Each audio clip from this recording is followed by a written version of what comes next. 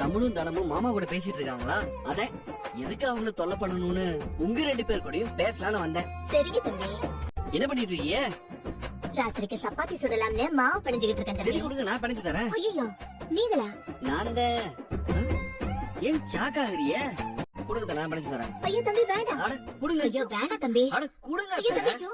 அத்தை, இதை எதுக்கு நான் கொடுங்கன்னு சொன்னேன்னா, பொதுவாவே பெண்கள் ஒரு வேலையை பாக்குறதுக்கும் ஆண்கள் நாங்க ஒரு வேலையை பாக்குறதுக்கும் நிறைய வித்தியாசம் இருக்கு.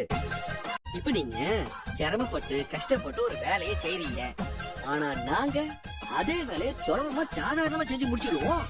நீங்க இந்த வேலையெல்லாம் செஞ்சு முடிச்சுட்டு ஐயோ மாவு படிஞ்சது, கை வலிக்குது, குறுக்கு வலிக்குதுன்னு சொல்லுவீங்க. ஆனா நாங்க அசால்ட்டா இத பாருங்க, இதோ இப்படி எடுத்து ஊதி தள்ளிட்டு போயிட்டே இருப்போம். ஏன்னா ஜெனிசுதே, லேடிஸுதே. வாஸ்தவம் தம்பி. பாடி, நீங்க வழக்கமான முறையில தானே மாவு பண்ணுவீங்க, ஆனா நாங்க புது ஸ்டைல்ல எப்படி வித்தியாசமா பண்றேன்னு பாருங்க. ஏன்னா செனிசுதே, லேடிஸுதே. மாவு உருட்டுறதுல என்ன தம்பி வித்தியாசம்? பார்க்க தானே போறீங்க இந்த காளியோட ஆட்டத்தை. ஐயோ தம்பி தம்பி. எப்படி ஐயோ.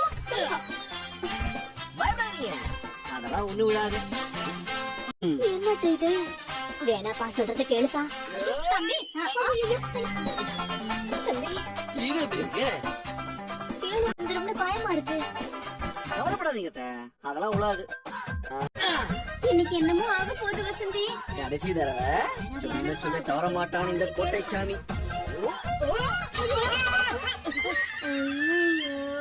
போச்சு. சொன்னல புடுனாக்கு. ஐயோ கேட்ச் மிஸ் ஆயிடுச்சு.